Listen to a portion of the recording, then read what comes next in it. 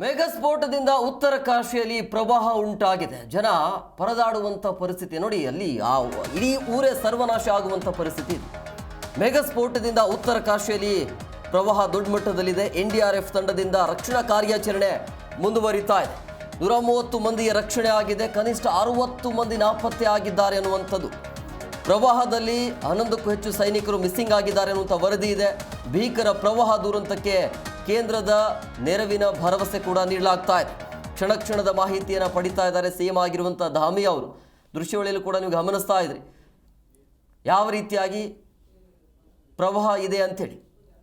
ಮೇಘಸ್ಫೋಟದಿಂದಾಗಿ ಈ ರೀತಿಯ ಉತ್ತರ ಕಾಶಿಯಲ್ಲಿ ದೇವರ ನಾಡು ಅಂತ ಕರಿತೀವಿ, ಅದೇ ದೇವರ ನಾಡಿನಲ್ಲಿ ನಡೀತಾ ಇರುವಂಥ ಪ್ರವಾಹಗಳು ಜನ ಬದುಕೋದೆ ಭಾಳ ಕಷ್ಟ ಆಗಿಬಿಟ್ಟಿದೆ. NDRF ತಂಡದಿಂದ ರಕ್ಷಣಾ ಕಾರ್ಯಾಚರಣೆ ಮುಂದುವರಿತಾ ಇದೆ. ಈಗ ಸಿಗ್ತಾ ಇರುವಂಥ ಮಾಹಿತಿ 130 ಮಂದಿಯ ರಕ್ಷಣೆ ಆಗಿದೆ, 60 ಮಂದಿ ನಾಪತ್ತೆ ಆಗಿದ್ದಾರೆ. ಅದರಲ್ಲಿ 11 ಜನ ಸೈನಿಕರು ಮಿಸ್ಸಿಂಗ್ ಆಗಿದ್ದಾರೆ ಅಂತ ಕ್ಷಣ ಕ್ಷಣದ ಮಾಹಿತಿಯನ್ನು ಪಡಿತಾ ಇದ್ದಾರೆ ಅಲ್ಲಿರುವಂಥ CM ಅವರು. ಅದರ ಜೊತೆಗೆ ಕೇಂದ್ರ ಸರ್ಕಾರ ಕೂಡ ನೆರವಿನ ಭರವಸೆಯನ್ನು ಕೊಟ್ಟಿದೆ. ರಕ್ಷಣಾ ಕಾರ್ಯಾಚರಣೆ ಮುಂದುವರಿತಾ ಇದೆ.